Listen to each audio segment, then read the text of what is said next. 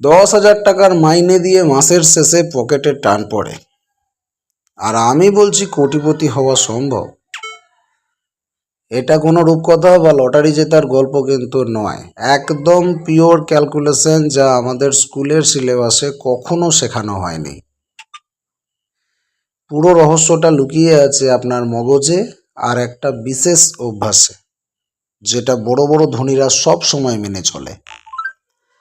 এই সামান্য টাকায় সংসার চালানোই যেখানে চ্যালেঞ্জ, 10,000 টাকা, সেখানে কোটি টাকা জমানো কি আদেও বাস্তব? আইনস্টাইন যাকে পৃথিবীর অষ্টম আশ্চর্য বলেছিলেন, সেই কম্পাউন্ডিং আজ আপনার ভাগ্য বদলাতে চলেছে। রামবাবু মাসের শুরুতে বেতন পান, আর 10 তারিখ হতে না হতেই ক্রেডিট কার্ডের ইএমআইতে ডুবে যান। সাধারণ চাকরিজীবীদের এটাই বর্তমান জীবন স্টাইল। এটাই হলো ইঁদুর দৌড় বা র্যাট রেস, যেখানে আপনি শুধু অন্যের পকেট ভরানোর জন্য কাজ করছেন। অন্যদিকে শ্যামবাবু, যার বেতনও 10,000, কিন্তু সে জানে কিভাবে টাকা দিয়ে টাকা খাটাতে হয়। শ্যাম মাসের 1 তারিখে বেতন পেয়েই প্রথমে নিজের ভবিষ্যতের জন্য 2,000 টাকা আলাদা করে সরিয়ে রাখে। শ্যামের 3টে সোনালি সহজ নিয়ম: আগে সঞ্চয়, তারপর খরচ, মুদ্রাস্ফীতিকে হারিয়ে দেওয়া, আর ধৈর্য ধরে টিকে থাকা। ভারতের শেয়ার বাজার বা ভালো মিউচুয়াল ফান্ড গত 20 বছরে গড়ে এই পরিমাণ রিটার্ন দিয়ে এসেছে, 15%। শুরুতে আপনার জমানো টাকা খুব ধীরে ধীরে বাড়বে, কিন্তু 10 বছর পর এর গতি রকেটের মতো বাড়বে। বিশ্বাস হচ্ছে না? মাত্র 2,000 টাকা মাসিক এসআইপি আপনাকে এই জায়গায় পৌঁছে দিতে পারে 25 বছরে 2 কোটি টাকা। ব্যাংকের সেভিংস অ্যাকাউন্টে টাকা রাখা মানে আসলে লস করা, কারণ সেখানে সুদের চেয়ে খরচ বেশি বাড়ে। টাকা জমানো নয়, ইনভেস্ট করা হলো আসল কথা। আপনার জমানো টাকা যদি মুদ্রাস্ফীতির চেয়ে বেশি হারে না বাড়ে, তবে আপনি দিন দিন গরিব হচ্ছেন। আজ যে জিনিসের দাম 100 টাকা, কাল হবে 110 টাকা। এটাকেই বলে ইনফ্লেশন।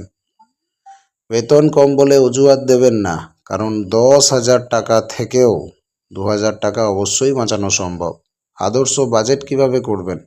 আপনার প্রয়োজন, নিডসের জন্য 50% খরচা করবেন, শখের জন্য 30% খরচা করবেন, আর ইনভেস্টমেন্ট 20% আপনাকে করতেই হবে।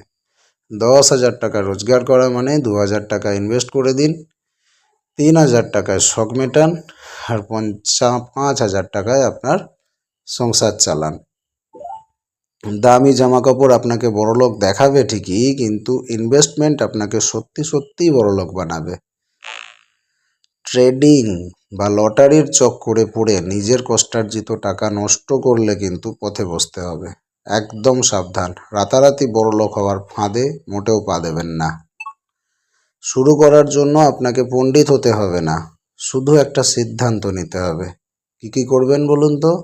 আজই একটা ডিম্যাট অ্যাকাউন্ট খুলে ফেলুন, ইন্ডেক্স ফান্ডে এমার্জেন্সি একটা এসআইপি শুরু করে দিন, আর বাজে খরচা বন্ধ করে টাকা জমানো শুরু করুন। সময়ই আপনার সবচেয়ে বড় সম্পদ। যত তাড়াতাড়ি শুরু করবেন, তত বড় হবে আপনার সাম্রাজ্য। ধরুন 2020-তে যদি শুরু হয়, ঠিক আছে, 2,000 টাকা করে, সেটা কয়েক বছর পর 10 লাখ হয়ে যাবে।